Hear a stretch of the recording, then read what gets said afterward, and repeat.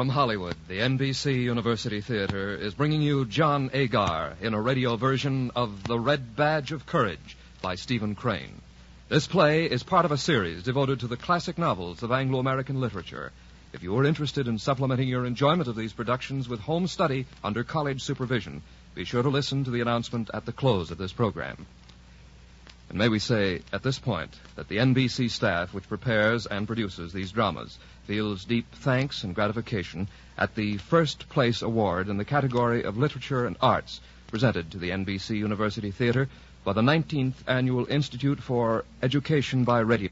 And may we say, at this point, that the NBC staff which prepares and produces these dramas feels deep thanks and gratification at the first place award in the category of literature and arts presented to the NBC University Theater by the 19th Annual Institute for Education by Radio at Ohio State University. And now our intermission commentator, Mr. Mark Van Doren, the noted author and critic. Speaking from New York, here is Mark Van Doren.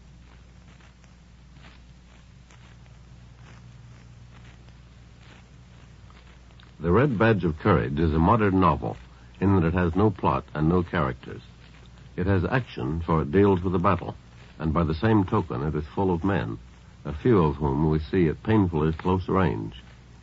But its hero, Henry Fleming, never becomes known to us as more than an obscure northern boy who has been caught like thousands of his kind in the storm of civil war. We are not told where he came from or what his past had been, just as we are given no vision of his future after war is done. So with his good friend Wilson, whose first name we never hear. And so with Jim Conklin, the tall soldier who takes more time to die than any man in his condition should. His side, says the author, looked as if it had been chewed by wolves. The author, Stephen Crane, published this book in 1895 when he was 24. It had been written still earlier than that by a brilliant young man who himself was to die at 30. It was the product of no direct experience with war. Crane had merely heard old soldiers talk, had read all he could find about the great battles of 30 years ago, and had studied Tolstoy, the first novelist who ever presented war entirely in terms of its confused effect in the minds of individuals. Crane's only interest is in the successive states of Henry Fleming's consciousness, his fear that he will be afraid, his being afraid when the time comes, and all the later forms of his real or imagined courage. The battle that fills the book is present to the reader only as it is present to the hero, in a series of thoughts and impressions, some of which are like photographs, and some of which are like modern paintings, broken in line and color. The Red Badge of Courage, then, is not so much a novel as it is a study of one emotion, terror, in a being neither individualized nor distinguished. Henry Fleming is a member of the mass, seen with miraculous clarity in the midst of the only experience modern humanity has in common. If it was not so clear in 1895 that this would be the case, 50 years have proved Stephen Crane a prophet. In his masterpiece, he anticipated all subsequent wars and all subsequent treatments of them. Their true terror lies in what they do to unknown soldiers like Henry Fleming. Yet Henry Fleming is not unknown, thanks to the genius of his creator. Neither, in consequence, are the lives and deaths of millions like him. They live and die again in the brilliant, pathetic pages of this blood-stained book. Thank you, Mr. Van Doren. Our radio version of The Red Badge of Courage, starring John Agar, will continue from Hollywood after a brief pause for station identification.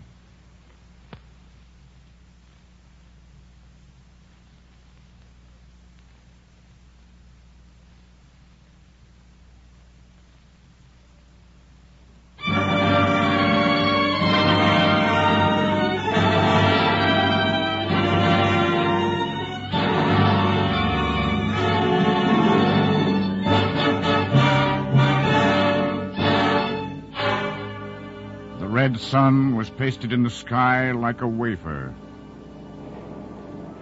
You stand there in the empty battlefield, you and the tattered soldier, and look at where Jim Cockman lies.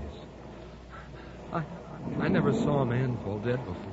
He was a dandy for nerve now, wasn't he? A regular dandy for nerve. Yes, he was. Ah, but look here, boy. He's up and gone, and we might as well look out for old number one. He's all right here. Nobody won't bother him. I know. Besides, I ain't enjoying any too great health myself right now. Oh, no, it won't happen. Not again. Not to you, too. Here, boy, here, just hold my arm.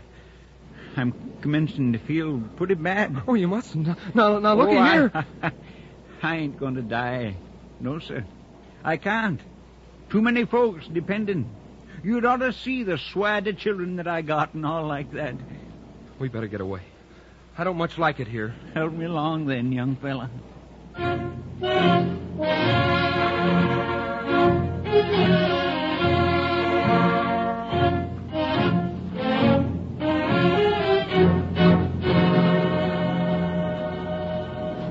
Come on, we gotta hurry. Can't you step along no faster? I don't know as I can.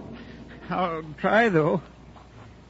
You're looking pretty peaked yourself, young fella. I bet you've got a worse one than you think. Where'd they wound you, boy? Where'd you hurt? It ain't none of your goddamn business where I'm hurt. You just keep moving. Oh, I don't mean no harm in asking, boy. It's just you'd ought to take care of your hurt. Don't do to let such things go. Might be inside mostly, and them kind plays thunder. Does it hurt you bad? I said don't bother me. Oh, Lord knows I don't want to bother nobody. Got enough hurts of my own to tend to. Was it your first fight today, boy? Yes. Come on. Was you scared out there in the battle? Scared? Of course I wasn't. Why should I be scared? Well, I guess I was in my first battle. Pretty well scared sometimes. There was an awful lot of noise, you know. I thought the whole sky was falling down. You bet I was scared. What do you have to tell me that? The trouble was, I thought they was all shooting at me. Yes, sir, I thought every man in the other army was aiming at me in particular. Of course, I got used to it, but first time off, I was pretty well scared. Look, I ain't got no time to listen to all your foolishness. Talking about your wounds and hurts and being scared. If you can't walk no faster, I'm going on and leave you. I'm going by myself. No. Now, look here, boy. Don't do that, young fella. I can't keep up to you. What ails you, young fella? You ain't going away and leave me. I won't have it. You mustn't. I'm going. You get on better by yourself. No, stay with me. Stay with me, please. I'm all alone now. Stop grabbing at my sleeve, you old. I'm getting away from here. Boy, please. Don't go. Wait, come back.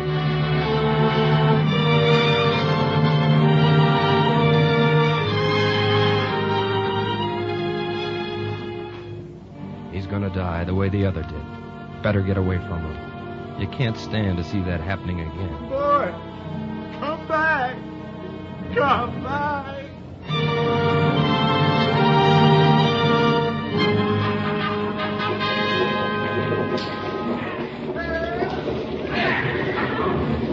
The furnace roar of battle grew ever louder. The roads were a crying mass of wagons, teams, and men.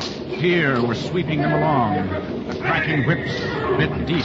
The horses plunged and tugged. The fight was lost. The army, blinded by the overhanging night, stunned and helpless, fell back to lick its wounds.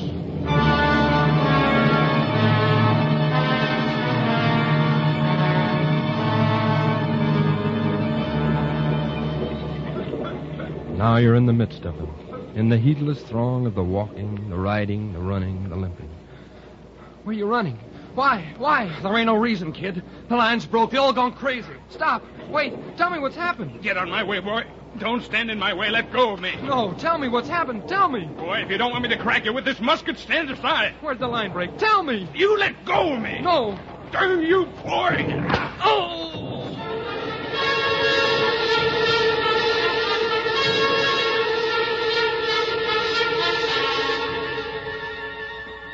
You're on the ground. Your head is thundering with pain. You lurch along in the grass on your hands and knees. You feel the wet blood on your brow. Hey, you seem to be in a bad way, boy. Oh. Here, let me have your arm. Yeah, that's the way. On your feet now. There. Thanks. Oh, I see you ain't wounded bad. Looks like the bullet only grazed you. Just like somebody hit you with a club. Wounded? Sure you're wounded, boy. Now just get your arm around my neck and we'll be hiking. Looks like the Army's left us way behind. What regiment you with? 304th New York. What's they? 304th New York. Yep, I guess they got their share of fighting, too. By Dad, I give myself up for dead a dozen times. They was a shooting here and a hollering there. Couldn't tell which side was which. The most mixed-up darn thing I ever see. Whoop. Easy there. I'm all right. I just slipped. How'd you get way over here? Your regiment was fighting in the center. Don't worry, though. I'll get you back to them. Don't want to go back. I can't go back. Can't go back? Why? I lost my rifle. I lost it. Oh, shucks, boy. They'll get you another. You can start all over. No. Don't worry, boy. I'll get you back. If it takes me half the night.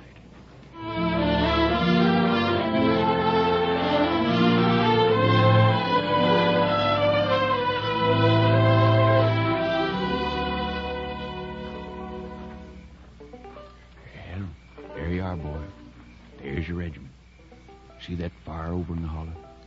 You think you can make it on your own from here? Yeah, I see it. Sure, I can make it.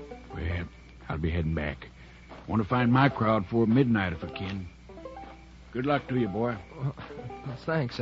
I want to tell you, thanks. Goodbye. There's no turning back now.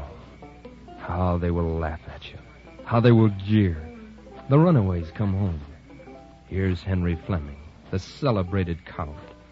Fired one shot, then ran away. Halt! Who goes there? Henry Fleming. Is this the 304th? Fleming? That's you, Henry? Oh, hello, Wilson. You on picket guard? Yes, it's me. Henry? Oh, by ginger, I'm glad to see you. I give you up for a goner. I thought you was dead for sure. I've been all over. Way over yonder. Terrible fighting over there. And you was in it, Henry. I got separated from the regiment, but I was fighting. I never seen such fighting. Gosh, Henry, let me see your head. They wounded you. Well, there's blood all over you. Why didn't you tell me first? Hold on a minute. We got to get you tended to. Wilson, who you talking to? It's Fleming, sir. He's come back and he's been wounded, too. Fleming? I give you up for dead 2 hours ago. Where was you? Way over yonder. I got separated. Half the fellers coming back just skedaddled when they heard the guns. But I can see you've been fighting, Fleming. Does it hurt like thunder, Henry? Sure it hurts. Hurts aplenty. Wilson, you're relieved. You take him back and see his wound is dressed and put him to sleep in a blanket. I'm glad to see we got one fighter in the outfit.